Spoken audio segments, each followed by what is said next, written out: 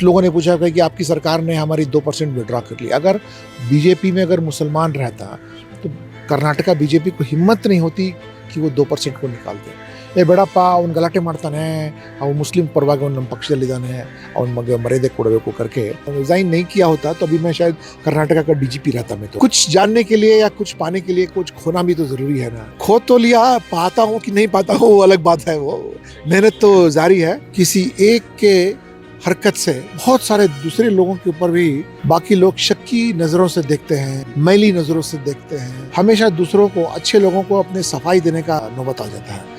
ऐसा नहीं होना चाहिए। और पानी के लिए मार काट होगा, झगड़े होंगे, खून खराबा होगा। और यहाँ भी शायद फिरका परस्ती बात पानी को भी लेके ये होने का शक है, अंदाजा हो सकता है। जैसे ही 2024 का साल शुरू हुआ, देश में लोकसभा इंतखाबात को लेकर के बहुत सी मुल्क में गर्मी देखने को मिल रही है। इसी पॉलिटिकल सिनारियो को लेते हुए आज हमारे साथ बात करने के लिए भास्कर राव सर, जो कि फॉर्मर कमिश्नर ऑफ पुलिस हैं मैसूर एंड बेंगलुरु के, जो कि जाने माने पुलिस ऑफिसर हैं और डेयर डेविल पुलिस जिनको कह सकते हैं, वो हमारे साथ यहाँ पर मौजूद हैं, जिन्होंने अपनी पॉलिटिकल शुरुआत की है और आने वाले लोकसभा इंतखाबात में बीजेपी से सीट के जो है उम्मीदवार रखते हैं।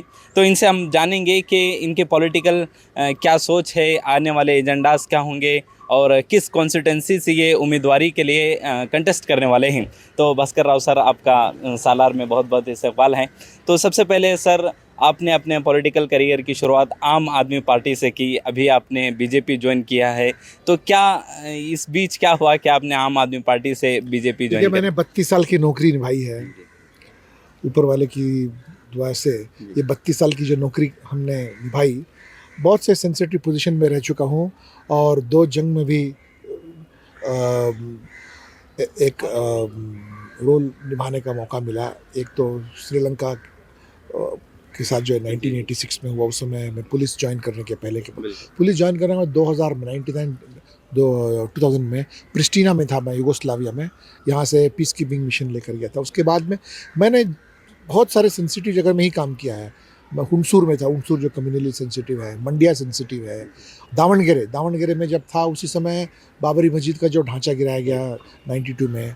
उसके बाद वहाँ से मैं शिमोगा गया, शिमोगा से हुबली धारवाड़ में था, वो भी एक सेंसिटिव जगह जिस समय वो झंडे का और ईदगाह मैदान का ये चल रहा था, मसला चल रहा था। उसके बाद वहाँ से मैं कुर्ग गया, कुड़गू से उसके बाद मैं विलायत निकल गया, मैं विलायत की नौकरी के लिए। वहाँ से आने के बाद मैं बेंगलुरु रूरल का एसपी था, जो कि अनदर कम्युनली सेंसिटिव जगह है, क्योंकि उस समय केवल रामनगर चन्नपटना तो इसके अंदर ही हुआ करते थे, बेंगलुरु रूरल के अंदर में। देन बेंगलुरु सिटी में डीसीपी था साउथ का, वो भी सेंसिटिव जगह।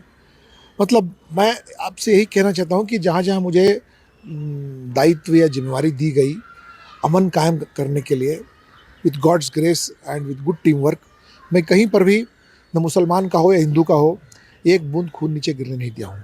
मतलब कहीं पर भी ऐसा समस्या प्रॉब्लम आने के पहले ही उसको पहचान कर अपने लोगों को वहाँ लगा कर हमेशा हमारी यही काम रहे कि उसको गिरना। तो ये सब मद्देनज़र रखते हुए मेरी और 3.5 साल की नौकरी बची हुई थी। मैं सोचा कि क्या हमेशा सियासती बातों को लेके लोग झगड़ा करना, फिरका परस्ती बात, देखते हैं ये होता कैसा करके दलदल में खुद उतर गया मैं। और डीजी अगर अभी मैं रिज़ाइन नहीं किया होता तो अभी मैं शायद कर्नाटका का डीजीपी रहता। मैं तो कुछ जानने के लिए या कुछ पाने के लिए कुछ खोना भी तो ज़रूरी है ना। खो तो लिया, पाता हूँ कि नहीं पाता हूँ वो अलग बात है। वो मेहनत तो जारी है। तो और आम आदमी पार्टी आपने ठीक फरमाया, उस समय केजरीवाल जी बहुत बार फ़ोन करके उनके लोग भी आइए पार्टी में जुड़िए, कुछ करते हैं करके, मुझे लगा कि उस समय वो एक फ्रेश एयर की तरह था, मतलब ताज़े हवा की तरह। क्योंकि ये सब जो पुरानी पार्टियां थी, ये लोग घिस पिट कर लोग इनको अच्छी तरह से पहचान चुके थे और यहाँ के लोग भी एक दूसरे से कोई उतने अलग नहीं थे। तो वहाँ जाने के बाद लगा कि ये भी कुछ इसी तरह के हैं, इनका भी इरादा इसी तरह का है। तो वहाँ से निकल के मुझे भारतीय जनता पार्टी में आना पड़ा, क्योंकि भारतीय जनता पार्टी से मेरे पुराने ताल्लुकात भी थे, कांग्रेस से भी था, लेकिन बीजेपी में आके मैं जम गया। और चुनाव, चामराजपेट का चुनाव के समय में इधर आया था, बहुत आखिरी मौके पर आया, चुनाव हार गया, कोई बात नहीं, लेकिन बहुत कुछ सीखने का तो मौका मिला। एंड ख़ासकर मुसलमानों के साथ में तो मेरी बहुत करीब का रिश्ता रहा। मैं तो बड़े यकीन से कहता हूँ, बड़े फ़ख्र से भी कहता हूँ कि कोविड का समय हो या सीएए एनआरसी का समय हो, सारे मुल्क में दंगे हुए, मैं बेंगलोर सिटी का पुलिस कमिश्नर था, मैं यहाँ कहीं दंगे होने नहीं दिया मैं। तो सर जिस तरीके से बेंगलुरु की बात हो रही है तो रामेश्वरम कैफ़े हाल ही में जो है पिछले 10 दिन पहले वहाँ पर ब्लास्ट हुआ और लगातार पुलिस कोशिश कोशिश कर रही है कि उसमें जो अक्यूज़ था उसको पकड़ें, लेकिन अभी भी ऐसे कोई सुराग वगैरह में जस्ट एक फ़ोटो रिसेंट का आया है। उसके बारे में आप क्या कहेंगे कि उसकी क्या कोशिशें हो रही हैं, कब तक ये मामला पूरी तरीके से हल होगा? तहकीकात जारी है, पुलिस को अपना काम करने दीजिए। अब तो एनआईए भी लगी हुई है। NIA is an expert organisation, उसके पास में बहुत बड़ी डेटाबेस भी है। किसी के ऊपर में फ़िरका परस्ती इल्ज़ाम लगाने के बजाय पुलिस को अपना काम करने दीजिए और माहौल साफ़ रखते हैं हम, और जल्दी पकड़े जाएंगे, क्योंकि बेंगलोर सिटी में अभी का समय जो है ना, अब दूसरे तरह का है। आप बेंगलोर सिटी में अगर आधे घंटे घूमिए अपने घर से बाहर, तो गारंटी ये है कि कम से कम 100-150 जगह आपकी फ़ोटो मिल जाएगी। आप 2 घंटा घूमिए 300-400 जगह की जगह, 4-5 घंटा घूमिए 800-900 जगह आपकी फ़ोटो मिल जाएगी। तो इस दौरान जो शख्स ये बर्बादी की जो कोशिश की उसने, और ये विस्फोटक चीज़ उसने रखा, उसकी खोजबीन के लिए सारी मेहनत जारी है। एनआईए तो एक इनाम का भी ऐलान किया है कि 10 लाख रुपए का इनाम भी ऐलान किया है। ऐसा कहीं नहीं होना चाहिए। और ख़ास करके कभी कभी क्या होता है कि किसी एक के हरकत से बहुत सारे दूसरे लोगों के ऊपर भी बाकी लोग शक्की नज़रों से देखते हैं, मैली नज़रों से देखते हैं, और हमेशा दूसरों को, अच्छे लोगों को अपने सफाई देने का नौबत आ जाता है। ऐसा नहीं होना चाहिए। जी, तो अभी सर बेंगलोर में जो है पानी की वाटर क्राइसिस बहुत ज़्यादा चल रही है। इसके अलावा जो है गवर्नमेंट की तरफ से ब्रांड बेंगलुरु की कोशिश चल रही है, तो क्या इसमें कुछ तालमेल नज़र आता है आपको? देखिए जनाब, ब्रांड बेंगलोर तो केवल आपके लिए एक ऐलान है, या एक आपके लिए एक नारा है। उस नारे के अनुसार भी तो आपको जीना ज़रूरी है ना। और जो अभी मौजूदा हालात है बेंगलोर सिटी में, और ख़ास करके सारे रियासत कर्नाटका में, पानी की कमी, जिससे कि लोगों के बीच में बहुत परेशान। अभी तो हम मार्च के पहले हफ्ते में हैं, और आने वाले दिनों में तो ये जिस तरह की अब गर्मी देख रहे हैं, इससे और तकलीफ़ होगी, और ख़ास करके गरीबों लोगों के लिए और तकलीफ़ होगी। बेचारे कहाँ जाएंगे लोग? आप देखिएगा कुछ दिनों के बाद में टैंकर को पुलिस प्रोटेक्शन में टैंकर घूमेंगे। तेल के टैंकर से ज़्यादा पानी के टैंकर की अहमियत बढ़ जाएगी, और पानी के लिए मार काट होगा, झगड़े होंगे, खून खराबा होगा। और यहाँ भी शायद फ़िरका परस्ती बात पानी को भी लेके ये होने का शक है, अंदाज़ा हो सकता है। जितना जल्दी हो सके, मतलब कभी कभी क्या होता है ना कि जो हमारे सामने एक बहुत बड़ा मुश्किल खड़ा होता है, तो सरकार को जो है अपना एक रास्ता दिखाना ज़रूरी बन जाता है, क्योंकि सरकार के हाथ में जब कुछ नहीं है, ऊपर वाले के हाथ में, तो ऐसा जब नौबत हमारे सामने आ जाता है, तो सरकार को अपने खर्च कम कर देने चाहिए, और सरकार को दिखाने चाहिए कि भाई हम भी पानी की इस्तेमाल बहुत कम कर रहे हैं, आप भी पानी के इस्तेमाल को कम कीजिए। पीने के पानी के लिए हम सबसे बड़ी अहमियत रखते हैं, उसके बाद में जानवरों को पानी के लिए पानी की ज़रूरत है। ये कि अपनी कीमती गाड़ियों को धोना और अपने लान में पानी डालना, भाई पानी आपके पास हो सकता है, लेकिन पानी पर आपका हक नहीं है। पानी जो है मुल्क का है। पैसा आपका हो सकता है, और उस पैसे से आप पानी को आपके पास हो सकता है, लेकिन पानी पर आपका हक नहीं बनता। मतलब उस तरह से जो है थोड़े माइंड को जीतने का नारा, ऐलान, और लोगों को साथ में लेना, तो किसी भी बड़े चीज़ को हम पार कर सकते हैं। नहीं तो केवल नारेबाजी हो या बड़े फ़ख्र से ऐलान करना, ऐसे करो वैसे करो से, उससे कुछ नहीं होता है।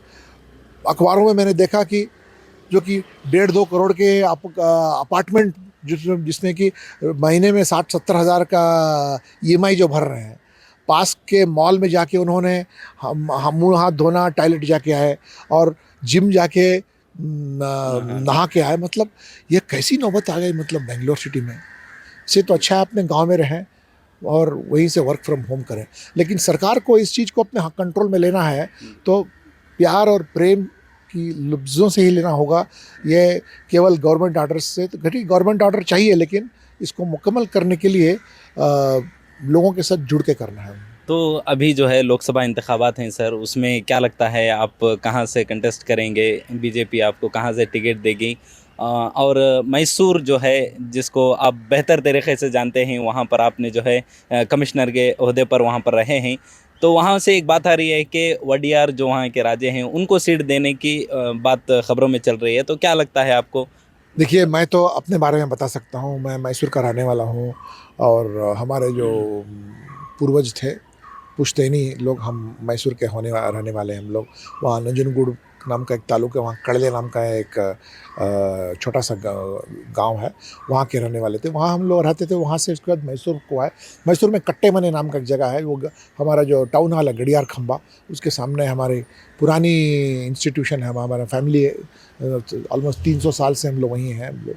और नौकरी के वास्ते हम लोग बेंगलोर आए। बेंगलोर से अलग अलग बाहर निकल के अलग अलग मुल्कों में चले गए। तो मैं वापस अपने गांव को जा रहा हूं और वहाँ के लोगों से पूछ रहा हूँ कि मुझे एक मौका दीजिए वहाँ का नुमाइंदा बनने के लिए, क्योंकि मैं कुडगू जिला का एसपी था, 3.5 साल वहाँ था।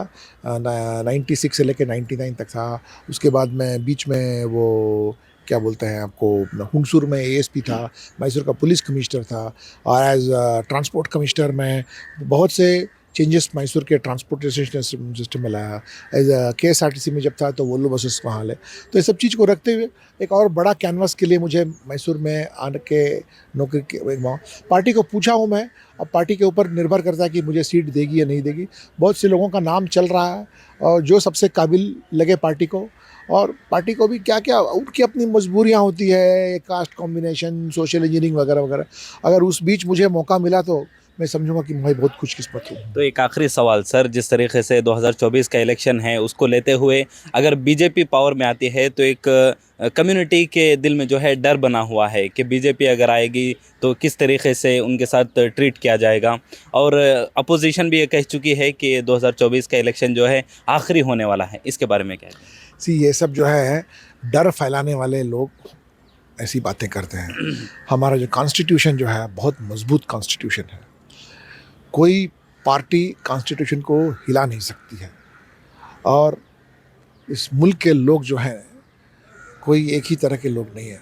हर सोच विचार के लोग इस मुल्क में हैं और मुल्क बरकरार रहेगा। किसी को भी डरने की ज़रूरत नहीं है। वो मतलब कहने में तो शर्म आती है, लेकिन ये कांग्रेस वाले जो मुसलमानों को डरा के रखे हैं कि भाई मेरे पास नहीं आओगे तो बीजेपी तुमको खा जाएगा। जैसे माँ बच्चे को बोलती है कि खाना खा लो नहीं तो पुलिस वाला आ जाएगा करके। और बेचारा नादान मुसलमान को ये लगता है कि भाई चलो हमसे इतना प्यार से बात कर रहा है, चलो इसी की बात हम मान लेते हैं। मैं तो हमेशा कहते हुए आया हूँ, देखो सियासती मामला है। कहीं कभी कभी हमारे काम होते हैं, कभी कभी हमारे काम नहीं होते हैं। हमारी तमन्नाएँ में अमल हो पाती है, कभी नहीं है। मुसलमानों को सब पार्टी में रहना चाहिए। केवल कांग्रेस में आके सब लोग जो यहाँ बने हुए हो 75 साल से तो अब कांग्रेस में रहे, क्या दिया कांग्रेस? एक नेशनल लीडर खड़ा होने का मौका नहीं दिया। एक जो गुलाम नबी आज़ाद थे वो भी पार्टी छोड़ के चले गए। तो बाकी जो थे उनका इंतकाल हो गया, उनको उस जगह को भरने के लिए कोई है भी नहीं यहाँ पर। मतलब हाल देखिए अपना साचार कमेटी को देखिए कि आपका जो हाल है मुसलमान SC से भी बदतर हाल है। आपको सब पार्टी में रहना चाहिए। कुछ लोगों ने पूछा कि आपकी सरकार ने हमारी 2% विड्रॉ कर ली। अगर बीजेपी में अगर मुसलमान रहता तो कर्नाटका बीजेपी को हिम्मत नहीं होती कि वो 2% को निकालते। ये बेड़प्ಪ ಅವ್ನು ಗಲಾಟೆ ಮಾಡ್ತಾನೆ, ಅವ್ನು ಮುಸ್ಲಿಂ ಪರವಾಗಿ ಅವ್ನು ನಮ್ಮ ಪಕ್ಷದಲ್ಲಿದ್ದಾನೆ, ಅವ್ನ ಮಗ ಮರ್ಯಾದೆ ಕೊಡಬೇಕು करके करते। जब आप लोग सब मिलके एक ही पार्टी में चले गए हो और उस पार्टी के किस्मत के साथ आपकी किस्मत जुड़ चुकी है, उस पार्टी की किस्मत आप खुद देख रहे हो, तो उस पार्टी की किस्मत आपकी किस्मत हो गई अब तो। बहुत बहुत शुक्रिया सर। तो ये थे भास्कर राव सर, जो कि फॉर्मर कमिश्नर ऑफ पुलिस रह चुके हैं। तो इनकी जो बातें थीं आने वाले लोकसभा इंतखाबात को लेकर के, किस तरीके से बीजेपी और कांग्रेस को इलेक्शन में कंटेस्ट करने की जो भी चीज़ें हमारे सामने देखने को मिल रहे हैं, ये तमाम जो भी चीज़ें हैं इलेक्शन से जुड़ी हुई लोकसभा की, आने वाले दिनों में ऐसी भी जो भी मालूमात होंगी हम आपके सामने लाते रहेंगे। और दोबारा भी हम भास्कर राव से ये उम्मीद करते हैं कि अगर जो भी इलेक्शन से जुड़ी मालूमात होंगी वो हमारे साथ शेयर करेंगे, और आइंदा भी हम आपसे इस तरह की जो भी चीज़ें हैं सामने लाते रहेंगे।